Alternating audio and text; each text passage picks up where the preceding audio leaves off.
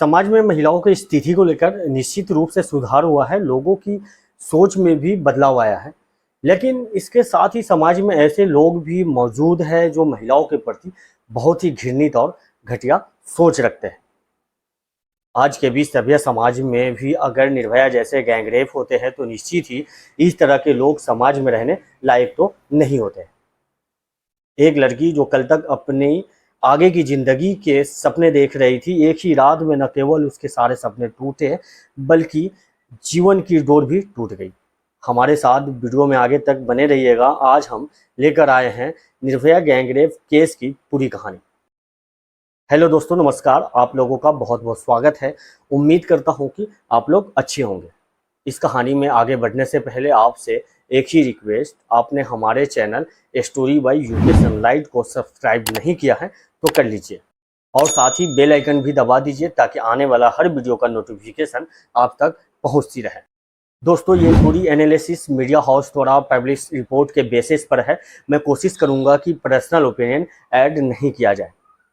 Script तैयार किया गया लिंक आपको वीडियो के डिस्क्रिप्शन में मिल जाएगा ताकि आपको मालूम हो कि यह कहानी सच्ची घटना पर आधारित है। यह घटनाक्रम 16 दिसंबर साल 2012 का है, जब फिजियोथेरेपी की पढ़ाई करने वाली एक लड़की अपनी मां से दोपहर के 3:30 पे यह कहकर घर से निकलती है कि 2 से 3 घंटे में ही वह वापस आ जाएगी। दरअसल उस लड़की ने अपने एक सॉफ्टवेयर इंजीनियर दोस्त अविंदर प्रताप से आज मिलने का वादा किया था और दोनों मूवी देखने वाले थे। घर से निकलकर वो अविंदर से मिली, फिर दिल्ली के द्वारका से वह ऑटो करके ये दोनों साकेत नगर में मौजूद सिलेक्ट सिटी मॉल पहुंचते हैं। पहुंचकर दोनों लाइफ ऑफ पाई फिल्म देखने का प्रोग्राम बनाते हैं। मूवी का इवनिंग शो शाम के 6:30 बजे से लेकर के 8:30 बजे तक की टिकट लेकर वह दोनों थिएटर में बैठ जाते हैं। फुल मूवी एंजॉय करते हैं और वही दूसरी तरफ का संचालन करने वाले 4 लोग और उनके दोस्त साथ ही शराब की पार्टी कर रहे थे। शराब पीने के बाद उन्होंने यह डिसाइड किया कि चलो बस में बैठकर कहीं घूमते हैं। शराब पीकर गाड़ी चलाना न केवल खतरे की बात है बल्कि कानूनी जुर्म भी है, लेकिन फिर भी यह लोग ऐसा करते हैं। करीब रात के 8:30 बजे के आसपास ये सभी बस को यूं ही दिल्ली की सड़कों पर यहाँ वहाँ घुमाने के बाद मनोरिका सब्जी मार्केट के पास पहुँचते हैं। इन 6 लोगों में से एक खिड़की से बाहर से निकलकर खानपुर की आवाज़ लगाता है। मनोरिका सब्जी मार्केट में रामाधार नाम का एक बरही खान मार्केट तरफ जाने वाला था, इसलिए वह इस बस में चढ़कर बैठ गया। बस आगे बढ़ी तो बस में मौजूद लोगों ने उसके साथ मारपीट और छीना झपटी करना शुरू कर दिया। इसका मोबाइल और पर्स से 1500 रुपये लूटने के बाद उसे IIT फ्लाईओवर के पास बस से धक्का दे दिया और बस आगे बढ़ गई। फिल्म लाइफ ऑफ पाई खत्म हो चुकी थी। वह लड़की अपने दोस्तों के साथ सिनेमा हॉल के बाहर खड़ी होकर द्वारका जाने वाली ऑटो का वेट कर रही थी। कोई भी ऑटो वाला द्वारका जाने को तैयार नहीं था। जो जाना चाह रहे थे वो पैसा ज़्यादा मांग रहे थे। उन्होंने डिसाइड किया कि वो ऑटो पकड़कर मनोरिका बस स्टॉप पहुंचेंगे और वहां से 764 नंबर का बस पकड़कर चले जाएंगे। इसके बाद दोनों बस स्टॉप पर पहुंचकर अपनी बस का इंतजार करने लगते हैं। लगभग 9 बजे एक सफ़ेद रंग की बस वहां पहुंचती है। बस से द्वारका और पालमपुर की आवाज़ लगाई जाती है। ये दोनों अपने घर पहुंचने के लिए लेट हो रहे थे, इसलिए उस बस में दोनों आगे से दूसरे नंबर की सीट पर बैठ गए। बस में राम सिंह बस को ड्राइव कर रहा था। उसका छोटा भाई मुकेश सिंह बस का हेल्पर, अक्षय कुमार बस का क्लीनर था और इसके अलावा पवन गुप्ता और विनय गुप्ता के साथ एक और लड़का राजू मौजूद था। मनोरिका बस स्टैंड से आगे चलकर यह बस जब मलाई मंदिर फ्लाईओवर की तरफ बढ़ रही थी तभी लड़की ने टिकट मांगी, तो उन्होंने टिकट देने के बजाय उनसे 10 रुपये लिए। बस जैसे ही फ्लाईओवर पे पहुंची कि बस की लाइट बंद कर दी गई और 3 लोग अंधेरे में इन दोनों के पास पहुंचे, उल्टे सीधे कमेंट पास करने लगे, साथ साथ गाली गलौज भी करने लगे। लड़की के साथ जो लड़का बैठा था उसने इनका विरोध किया तो तीनों ने उसे पीटना शुरू कर दिया। इस लड़की ने अपना मोबाइल निकालकर पुलिस को 100 नंबर पर कॉल करने की कोशिश की, लेकिन उन दोनों ने लड़की का मोबाइल छीन लिया। इसके बाद बस में रखी लोहे की रॉड लेकर दोनों आते हैं और सभी लोग लड़के को बुरी तरह पीटने लगते हैं और फिर तभी लड़की जब अपने साथी को बचाने के लिए आगे आती है तो वह उसके साथ मारपीट करते हैं। इसके बाद बस में मौजूद इन सभी अपराधी उन दोनों से उनके पास मोबाइल, एटीएम कार्ड, घड़ी जैसी तमाम चीजें ले लेते हैं। इतना ही नहीं, दोनों लड़के लड़की के कपड़े भी उतरवा दिए जाते हैं। इन दोनों की पिटाई से लड़का बेहोश हो जाता है। इसके बाद यह सभी उस लड़की को बस की पिछली सीट पर ले जाते हैं और बारी बारी से लड़की के साथ दुष्कर्म करते हैं। बस दिल्ली की सड़कों पर बेपरवाह दौड़ रही थी। बस के ड्राइवर बदलते जा रहे थे। ड्राइविंग सीट से उठकर बस का ड्राइवर भी उस लड़की के साथ रेप कर रहा था। लड़की की चीखें बस की भीतर तो गूंज रही थी, लेकिन बस के बाहर ट्रैफिक की आवाज के साथ मिलकर शायद किसी के कानों तक नहीं पहुंचती। लड़की अपने साथ घट रही इस घटना का विरोध कर रही थी तो इन दरिंदों ने उसके साथ बुरी तरह मारपीट की, बल्कि उसके साथ प्राइवेट पार्ट में लोहे का सरिया भी डाल दी। करीब घंटे भर से ज्यादा बलात्कार करने के बाद जब इन लोगों का मन भर गया तो उन सभी 6 दरिंदों ने लड़की और दोस्तों को महिपालपुर फ्लाईओवर के पास चलती बस से धक्का दे दिया और इसके बाद इन दोनों पर बस चढ़ाने की कोशिश की। वो इन दोनों को बस से कुचलकर मार देना चाहते थे, लेकिन वक्त पर लड़की के दोस्त ने लड़की को नीचे खींच लिया और दोनों बस से कुचलने से बच गए।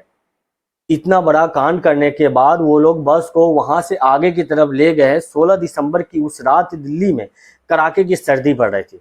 उन दोनों के बदन पर इतने जख्म थे कि बताना भी मुश्किल था। दोनों के बदन पर कोई कपड़ा मौजूद नहीं था। लड़का किसी तरह आने जाने वालों लोगों को इशारा करके रोकने और मदद करने की मन्नतें कर रहा था, लेकिन उसकी मदद के लिए कोई आगे नहीं आ रहा था। कुछ लोग रुकते हैं और बहुत कुछ समझते हैं, लेकिन मदद करने के बजाय आगे बढ़ जाते हैं। रात को 10 बज चुके थे पर इन दोनों को कोई मदद नहीं मिली। इस समय पर नेशनल टोल प्लाजा पर काम करने वाले राजकुमार NH8 पर पेट्रोलिंग कर रहे थे। वह उसी जगह से गुजर रहे थे जहां ये दोनों लोगों से मदद मांग रहे थे। उन्होंने इन दोनों को देखा। पास गए तो झाड़ियों में छिपे लड़का और लड़की नजर आए। लड़की कुछ बोलने की स्थिति में नहीं थी। लड़के ने सारी बात बताई। इन सारी बात को सुनने के बाद राजकुमार रोड के उस पार एक होटल में गया।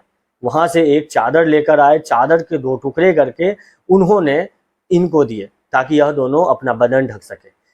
इसके बाद वो 100 नंबर पर कॉल किया। थोड़ी देर के बाद पुलिस की 2 गाड़ियां वहां पहुंच गई।